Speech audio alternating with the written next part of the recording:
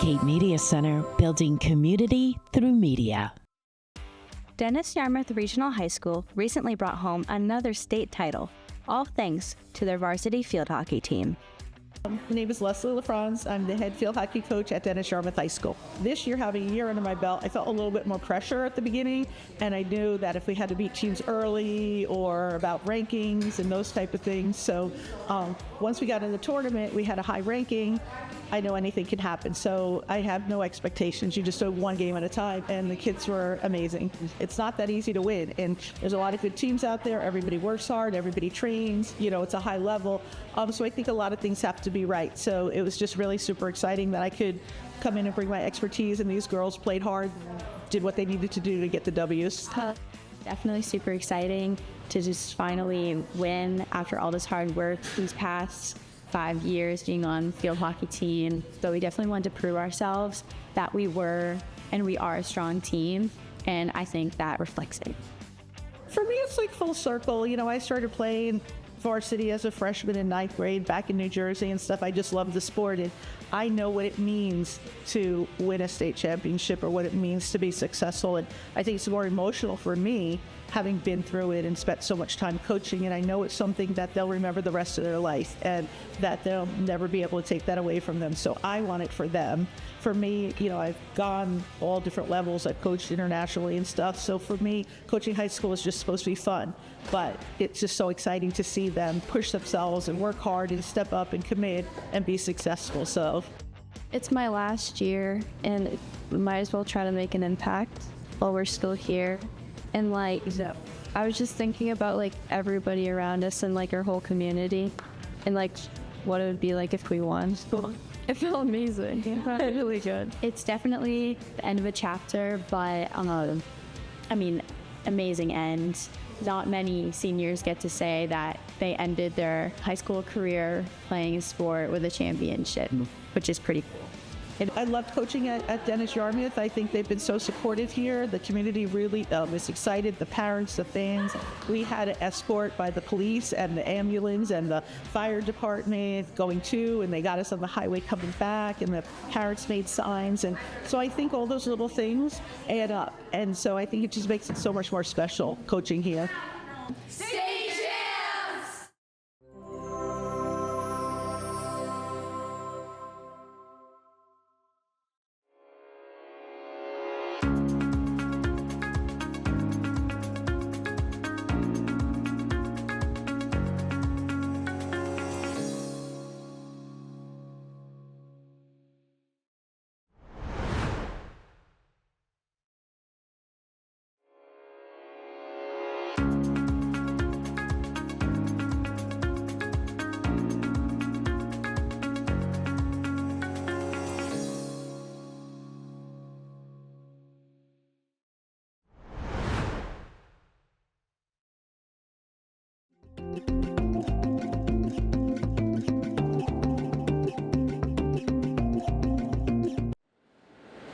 While the morning sun is just beginning to peek through the front windows, a griddle sits cold, awaiting its first bit of sizzle. Uncooked bagels in the fridge are given one last check on their readiness, while the day-olds sit in a basket like unadopted puppies in a pet store window. It's not long before this silence becomes the humming of a well-oiled machine called Bagels Beyond 2 on Main Street in Hyannis. And it's all part of the daily grind that owner Mike Davis has not only accepted, but embraced. I know some guys get really stressed out about it. I enjoy the hustle, the bustle, the busyness. I like making people happy with food. I like seeing their responses when they come in, especially early in the morning. Get their day going right. They're happy, good bagel, good coffee. Running a business now for 8 years, it's always enjoyable to see the people's response and the people's happiness of doing that. In 2017, Davis purchased the Bagels and Beyond business on Route 28 in Yarmouth and has since opened a second location here in Hyannis. At the time the Yarmouth store became available, he'd already had plenty of restaurant experience and a culinary degree. But this type of business wasn't exactly on his radar. Bagels was an opportunity that came about when I wasn't looking for it. And after sitting on it for a little bit, it just made sense. Where I was in my life with my wife, before we had kids, this was the right opportunity for us to take and for us to start a family, grow this. It just has set ourselves up for the life that we want to have, and going forward, it's something that we can build upon. We were fortunate enough to get a behind-the-scenes glimpse at how the sausage is made, or in this case, the bagels. It's certainly a neat assembly line process, from the mixing bowl all the way to the deep freezer.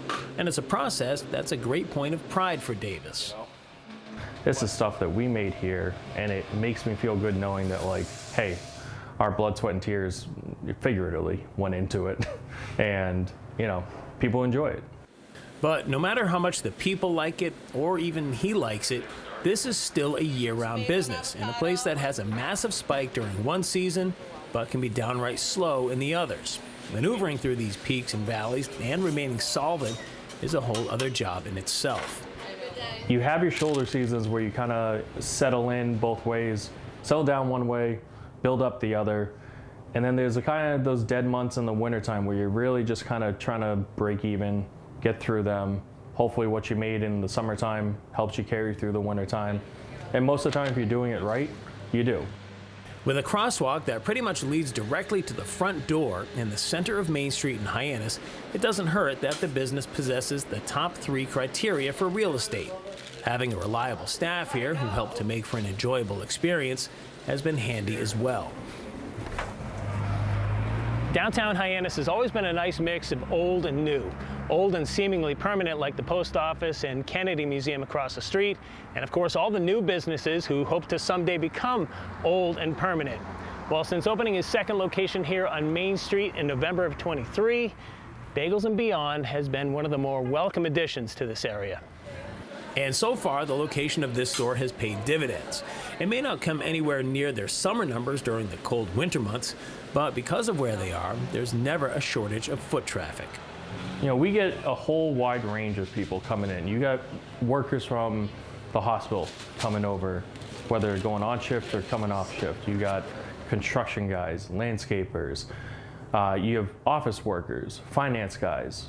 You have a lot of different businesses and different avenues of people and walks of life, but all of them enjoy the simplicity of a good bagel and a good coffee. And that's all we're trying to do, really.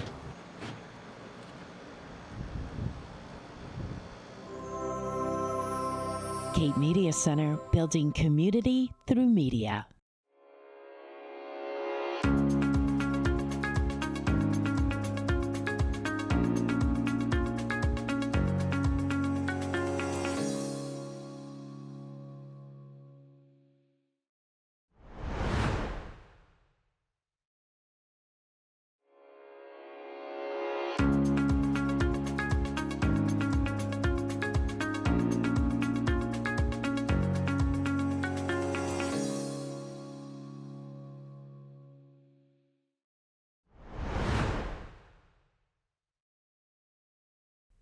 Hey, I'm Kayla.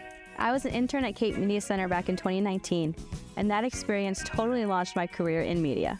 And I'm Destiny. I was right there with Kayla in 2019, learning everything from camera work to editing and loving every second of it. The staff here at Cape Media Center were always hands-on and always willing to answer our questions, especially with our final project.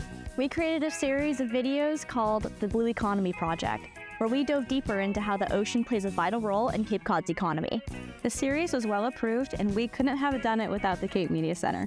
Fast forward to now, I'm working in live music production and have even worked at venues such as Gillette Stadium and Fenway Park.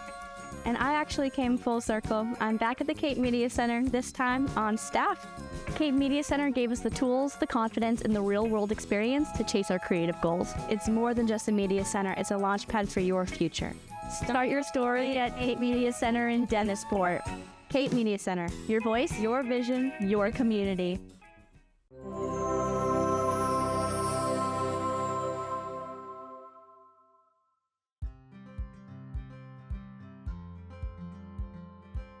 The Brazilian Research Center is a 501c3 organization, nonprofit organization that provides service for the low-income and immigrants on Cape Cod and the island. I created the program back in 2017, And then we moved to a physical location in November of 2021. We have tremendous organizations here in Cape Cod, but I always felt that there was like a gap that needed to be filled, and having a resource where we could facilitate and collaborate, it was a key for me. So noticing the barriers that immigrants and migrants and also other low-income population had, I decided to create this amazing organization. Even though the name is Brazilian Resource Center, sometimes people think, oh, they just serve the Brazilian population, which is not.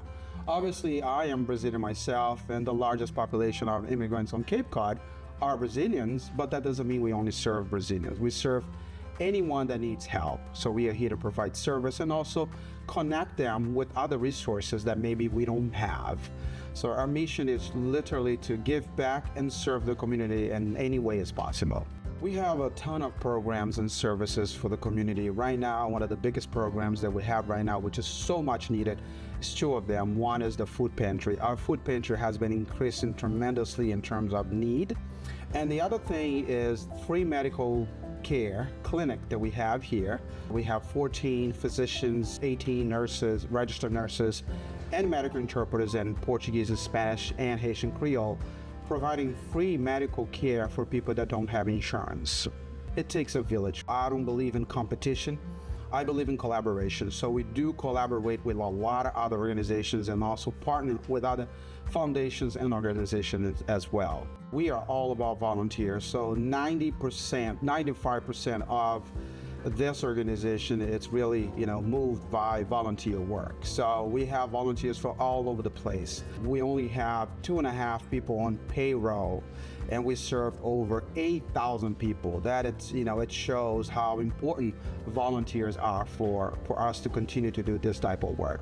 So it's not just our organization, but this is like a family type of house, I said, One of the things that I hear all the time through the population that comes here is like, oh my God, I love coming over here because this is totally different. I feel like I'm home, right? So I'm very proud of that feeling of not just a place, but actually, I feel like home every time I come here or every time my kids come here. And the amount of resources that we are able to give back to the community, that is actually, it's huge. Back in November of last year, we were occupying a place down in Janinas, and unfortunately that place got on fire and we lost everything. But the community came together in a way that I was not expecting it. A lot of support from the community, a lot of word of wisdom and strength. It put us back together to continue to do this type of work. So I am extremely proud of that as well. A melhor forma de nos contactar é através do telefone 774-470-4946 e também nas nossas redes sociais, no nosso Facebook e Instagram.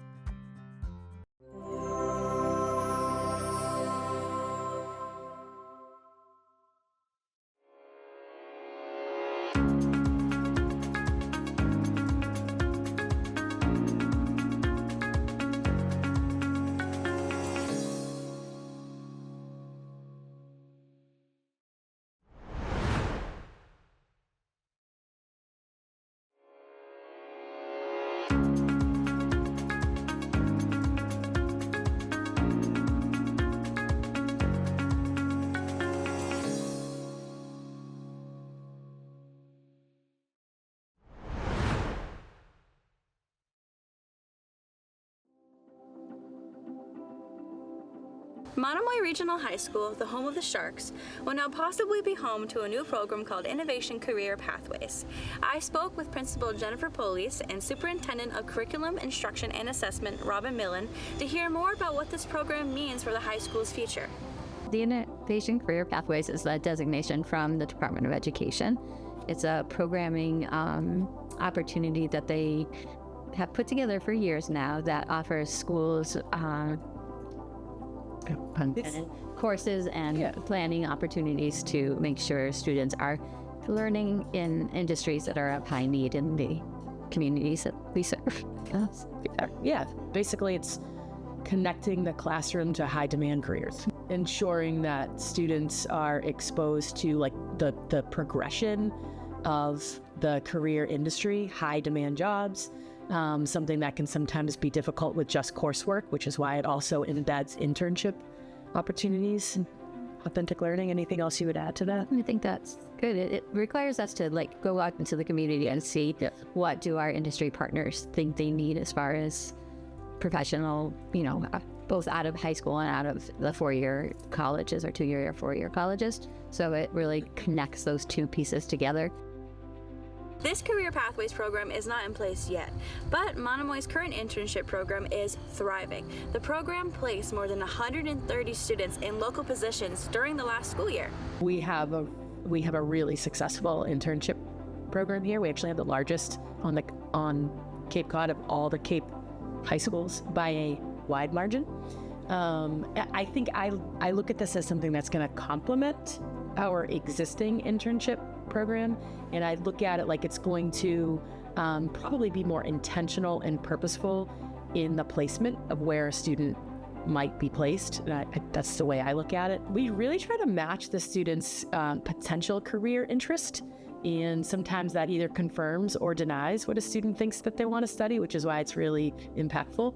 It's been life-changing for many of our kids. So one of the districts that we've spoken to that has a pathway already built out, it's a really good example about this, is that like their internship program that they had prior to putting the pathway in was with one of the banks.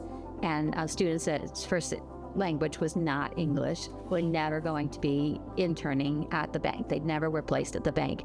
Difficult for banks to have the conversation with their tellers and their customers without a first language being English. So through the pathway, it's really important that if that's what we're going to do, make sure it's accessible and there's no barriers to anybody. That district sent translators with students whose first language was not English to the bank so that they could still experience the internship. So when we're building, we'll be making sure that we're keeping an eye open for any potential barriers that might come up, and then we'll remediate that barrier, and that's a really huge part of this.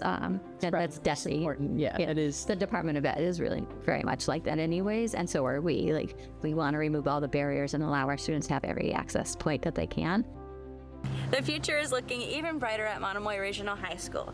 And if you are interested in updates about the Innovation Career Pathways program, you can visit the high school's website, mrhs.monomoy.edu. This is Kayla Jorgensen for Cape Media Center, building community through media.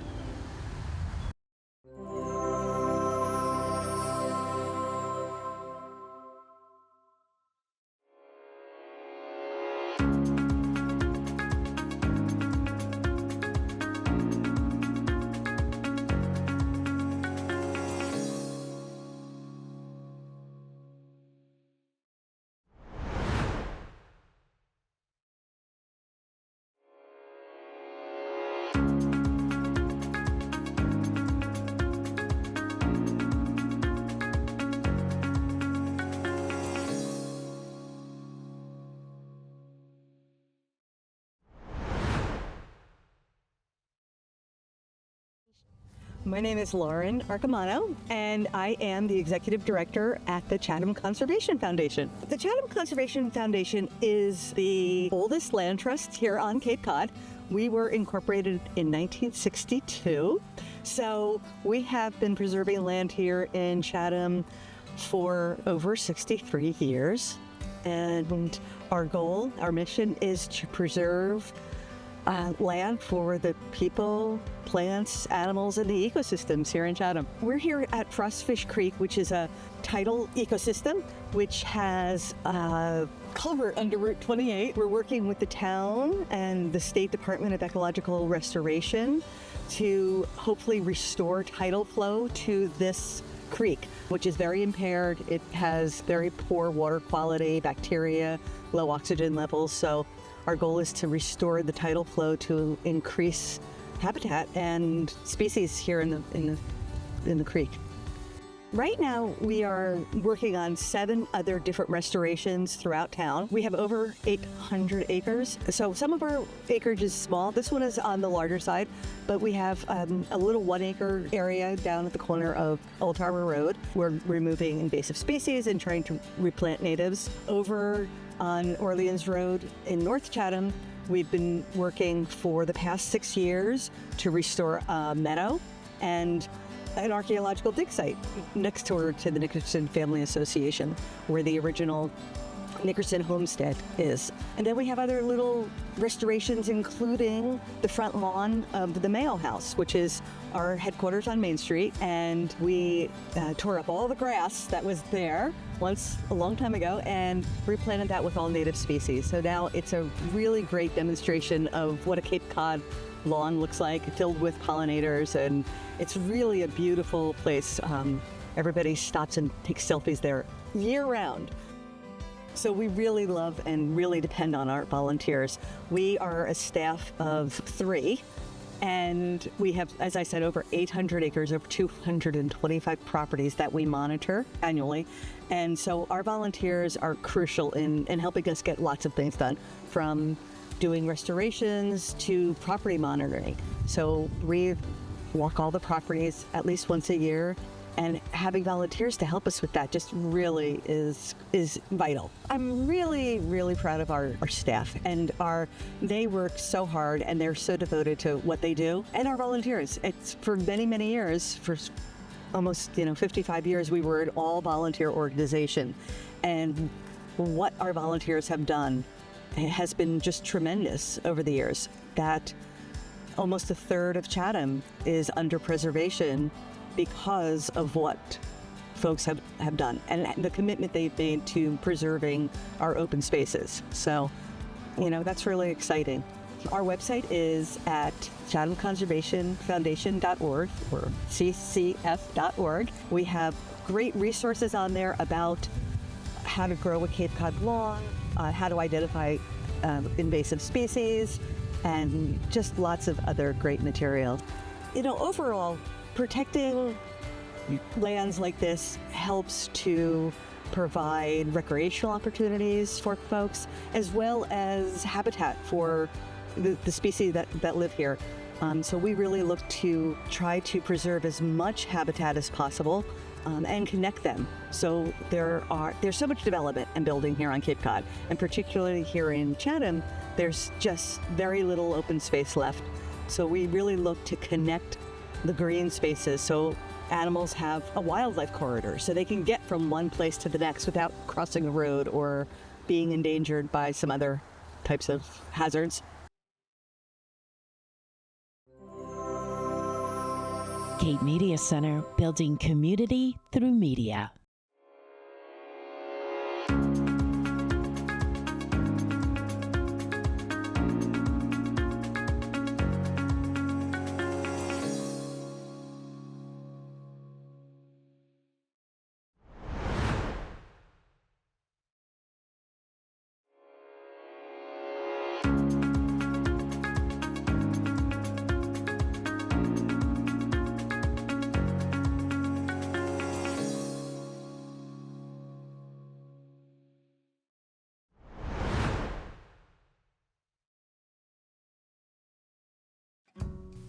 With over 500 nonprofits on the Cape, it can be difficult to make your organization's message heard. That's where video comes in. It can engage your intended audience and allow for better retention, improved clarity, and understanding. Cape Media Center is willing to help your organization create a persuasive message through the power of video. For a small fee, we'll work with you to create a compelling public service announcement and even produce a full-length television segment showcasing your nonprofit in depth. Once completed, these videos will run on Comcast Channel 26, Roku TV, Fire TV, and Apple TV. Plus, your organization can use these videos in your own newsletter, website, and social media platforms at no additional cost. So let's work together to strengthen your outreach and better serve our community.